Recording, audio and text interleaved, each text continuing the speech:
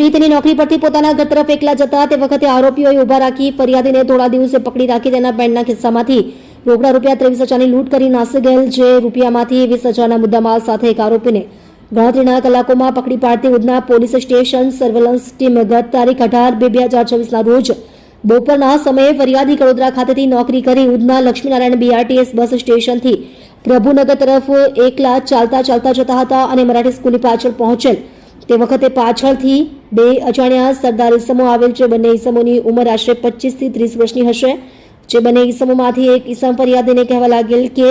क्यों मेरे साथ गाली गलौज कर रहा है, જેથી ફરિયાદી તેઓને કહેલ કે मैं तुमको पहचानता ही नहीं तो मैं तुमको गाली क्यों दूंगा। તેમ કહેતા બંને ઈસમો ફરિયાદીને છૂટા હાથી મારામારી કરવા લાગેલ અને ફરિયાદીને પીઠની પાછળ લગાવેલ ટિફિન બેગ ખેંચતા ફરિયાદીને નીચે પાડી દીધેલ, જેમાંથી એક ઈસમે ફરિયાદીના બંને હાથ પકડી રાખેલ। ઈસમે તેની સાથેના બીજા ઈસમને કહેલ કે અવતાર સિંહ इसके पास जो है वो निकाल ले। તેમ કહેતા અવતાર સિંહ નામના ઈસમે ફરિયાદીના પેન્ટના ખિસ્સામાંથી કારીગરોને પગાર આપવાના રોકડા રૂપિયા 23,000 લૂંટી લીધેલ, જેથી ફરિયાદી તેના દીકરાને ફોન કરીને બોલાવતા તે આવી જતા બંને ઈસમો ફરિયાદીના રૂપિયા થોડા દિવસે લૂંટીને ભાગી ગયેલ, જેથી ફરિયાદીએ અવતાર સિંહ તથા તેની સાથેનો એક અજાણ્યો ઈસમ વિરુદ્ધમાં ફરિયાદીશ્રીએ ફરિયાદ આપતા Udhna police station part 1 registered number 2025 ભારતીય ન્યાય સંહિતા 2023ની કલમ ભારતીય ન્યાય સંહિતા 2023ની કલમ 309(6)(3)(5) મુજબનો ગુનો રજીસ્ટર્ડ કરવામાં આવેલ। ઉપરોક્ત સૂચના અનુસંધાને ઉધના પોલીસ સ્ટેશનના police inspector Shri SN Desai સાહેબ નાઓના માર્ગદર્શન હેઠળ surveillance police sub inspector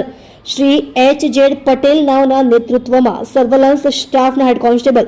Sanmukhbhai રણછોડભાઈ તથા હેડ કોન્સ્ટેબલ બિનુભાઈ મુન્નુભાઈ નાઓએ બનાવવાળી જગ્યાના